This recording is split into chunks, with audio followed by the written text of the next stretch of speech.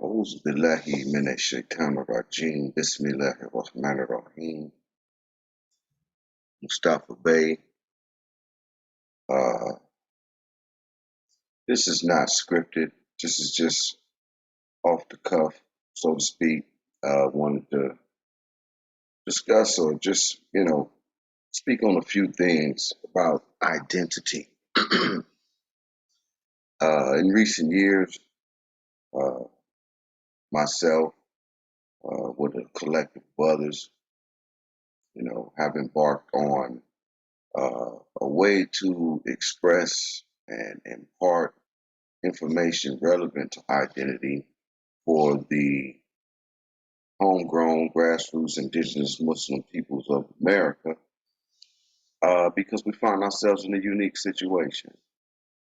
We find ourselves in a unique situation in that we know uh, the what's called the transatlantic slave trade uh, uh, began and uh, ended up as a final destination, the Americas, whether it's from Brazil on up to, which is basically the Spanish and Portuguese time frame, which I'm not really looking at that so much as the colonial Americas with the British or the English, and the events that have taken place that have served to uh,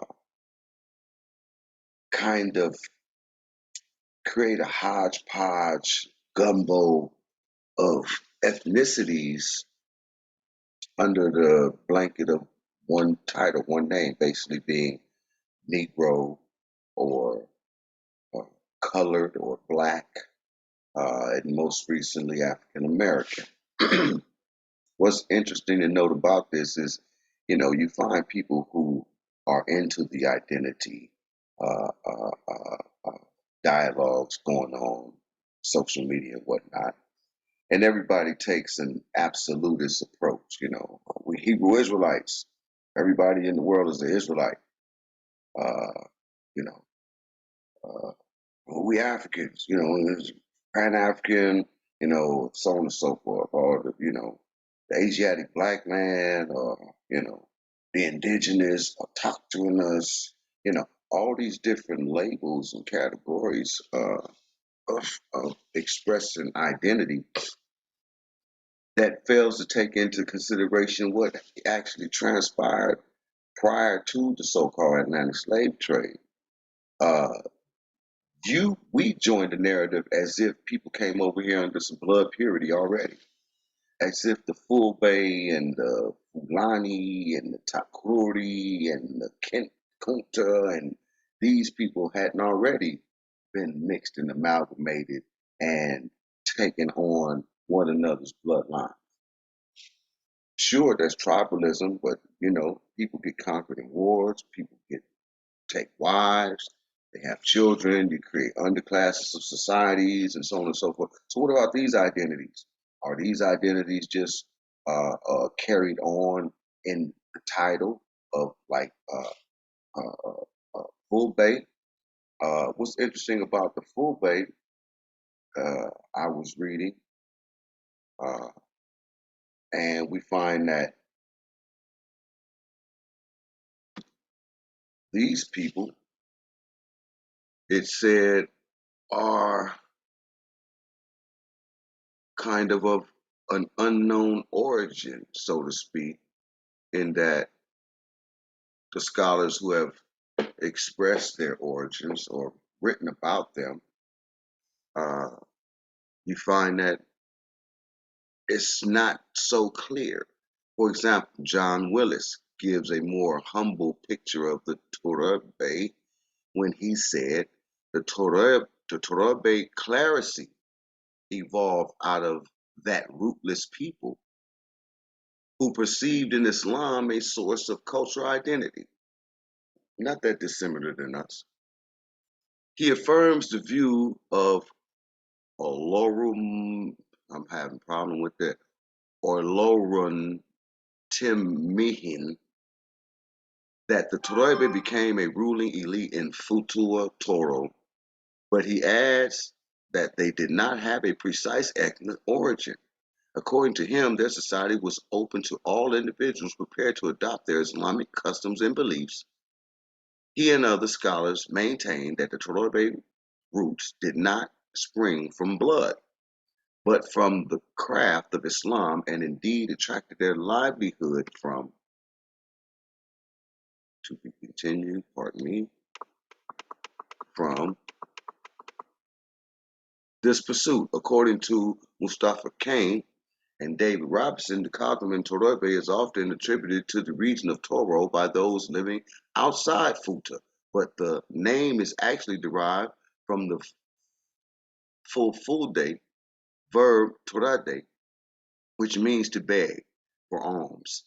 The begging for alms was still in practice for the students of Quranic schools throughout the Bilad of Sudan. This practice has been a custom designed to instill humility in students and disciples of the spiritual way, or Tariqa. However, this concept of begging flies in the face of what Lager and Muhammad described as the key components of being Fulbe, the concept of simtinde, or shamefulness, that is to say, not bringing shame on oneself by begging or depending on others. Either way, it's interesting. Just wanted to point that out because as one who ascribes to the identity and definition, social, politically, religiously, and historically as a Moor, we find the biggest opponents amongst those who basically have no nationality or don't even recognize nationality or don't see the importance for nationality or embrace entire continents or non-specifics. So I don't see that as a legitimate argument for us. Like it's been said that oh, yeah, we didn't call ourselves Moors, somebody else called us Moors. That's meta history or this or that, right? Be it meta history or not, which I disagree with, but be it meta history or not, it doesn't take from the or negate the fact that these people have uh, uh, gathered, committed, and established community, and had culture and and collective identity among themselves, and it's known around the world. You see their anthropological footprint. You see their contributions to civilization in the form of many things, whether it's what they call architecture or textiles or different things. Right now, I'm not one who isolates my identity as a Moor to just what they call Andalus, Spain, or just North Africa. However, that is primarily an essential part of who we are. But the question was asked to me, well, what after 1492? What happened to the Moors? Well, that's a good question. Did they just disappear? Did they fall off the earth? What happened to the Moors? It's relevant because people don't just disappear. When you start checking the record, you find that Moors came here, Moors went back to Africa, Moors went to France, Moors went to England, Moors went to Germany, Moors converted into Christianity. It's a number of things that have taken place. So whenever you're trying to repair an identity and you're looking back in retrospect, it's so much to consider, and you can never get all of the pieces to an historical picture uh, unless Allah makes it so. I'm just kind of just going over these things because, like I said, the arguments and the that we get from our fellow man usually come in the form of, the Moors invaded Timbuktu in 1591. I'll just say go research the history. That's just on the surface. You find out there's more to it than that, right? Regardless to that, Why stop there? I mean, you know what I'm saying? You know, if you want to go under the term African, Africans been fighting and invading each other for centuries, thousands of years. You're gonna pick sides every time there's a political conflict that arrives. That you got to choose sides for somebody who wasn't even there. That doesn't make sense to me. It fails to represent a reason why one should look otherwise for that identity. And I believe that the Moorish identity for the so-called Negro, Black, Colored, African American, Muslims in particular, is the logical conclusion. It's the logical destination that you arrive at. Seeing that you call yourself Muslim, right?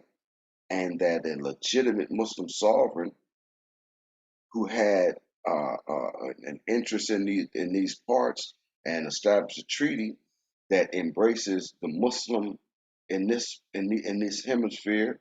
You know, those who are not necessarily under the dominion of Morocco, but abroad. You see what I'm saying? You know, that suzerainty, that sovereignty extends, you know, to wherever the Sultan has an interest, right? And so if you were truly concerned about Islam and establishing autonomy and all the rights to self-determination and all the stuff that y'all been talking for all these years, it's just amazing that no one has thought to pursue the treaty as the vehicle for achieving these things. So, Alumurakosh via Muricanos, which is what it says in the treaty, right? It's who we are. We are the people of Marrakesh in the Americas, right?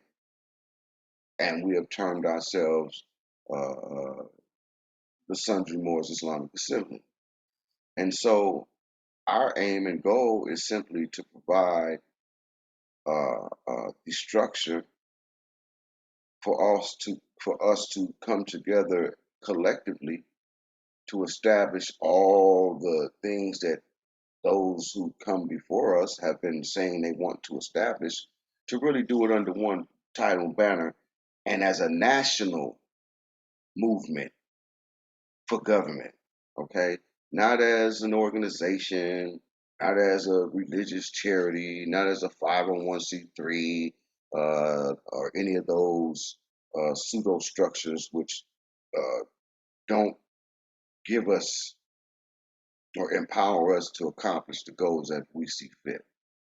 Not saying that they're not uh, useful. But there's a history to those things as well. And usually people who jump on board to just want to establish something, they don't do no research to, you know, how these things were derived, where they come from, and things of that nature, which we have done. So we know that a 501c3 is not the structure we want to establish our Islamic rights upon.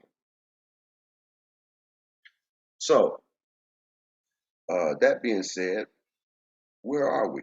I was recently listening to Sheikh Khalid Yassin, and he went on his diatribe about Surah Tawbah, Ayat 111, you know what I'm saying? And alhamdulillah, because that's something that I have been saying for 20 years, that when you enter into Islam, you enter into what I have personally called divine commerce between you and your Lord, between you and your fellow man, the creation, the environment, and so on and so forth, right? And so one has entered into the position of trust to uphold a trust. That cannot be done with a 501c3. That cannot be done capitulating your jurisdiction to a secular tagu. Period. Now, when we bring these things to you, brothers who call yourselves imams and who have went abroad and studied Quran and Hadith and Usul fiqh and Sirah and Alhamdulillah, you know, for the studies in Arabiya, Lugatul Arabiya, all that's relevant to what we're doing. But that does not make you an expert or scholar in our condition. You are not qualified half the time to address the things that have been done to us unless you get into the books of American jurisprudence. So bring all that scholasticism to the books of American jurisprudence and join us because that's where we're proficient at. We have already done the research to show you, brother, this is wrong, this is wrong, this is wrong. But you in your arrogance, you won't listen to brothers like myself because I don't carry a title like Imam or, and I haven't been privileged to go abroad and study at the foot of traditional shuyuk and so on and so forth, right? MashaAllah. I used to look at that like it was a detractor and so on and so forth. But you know what? MashaAllah, it is what it is. Because I'm looking at you brothers' performance and I'm saying, you know, you know, all that study, not to take away from me because I'm a student for life, right? But all that study and you still can't solve 2 plus 2 in America. You don't know how to construct and erect communities that can insulate us and put up protections for the assets that the community accumulates. You brothers don't have economic plans. You still on what we call the incense oil plan. You know, you have not advanced and brought yourself into the present to address what's going on in the present, which also of course, you have to understand the historical. But in America, particularly, you brothers have missed a great deal of what's happened in the United States of America historically and how these legislative acts have bound us and most likely don't even apply to us. But you accept them, thus you create a contract. So uh, just again, some of the things that we need to come into a better comprehension of are commerce in the United States of America, contract law, right? Trust law, uh, uh, and why you shouldn't be operating in the corporate capacity, you know, and where its proper place is. Just a few things, that's just a few things. I'll go on and on and on about this. I just wanted to, put some thoughts down because, like I was saying, the brother Khalid Yasin talks about entering this contract with Allah and so on and so forth. And that is a serious measure. That is a measure so profound to where if you don't properly address it, it can negate your deen. And it hasn't been given its due diligence from the current leadership that I've observed. You got brothers, keep coming on talking about building masjids and so on and so forth, and all that's blessed activity. But man, there are things that just don't get addressed and are swept under the rug. And brothers like myself, when we start speaking out, they want to mute our voice. They want to mute our voice. I remember I was invited to a platform and the brothers got to, oh, cut him off, cut him off. And why? Because I'm saying something that you can't answer, something that exposes what you don't know. Inshallah, we can get it together, and make dua for the Ummah Muhammad sallallahu alaihi wasallam. Assalamu alaikum wa rahmatullahi wa barakatuh to the Muslims for the right guidance. May Allah grant us tawfiq. And inshallah, we can do better as we begin to uh, uh, uh, purge ourselves of the mental blocks that are stumbling blocks to our progression. Assalamu alaikum wa rahmatullah.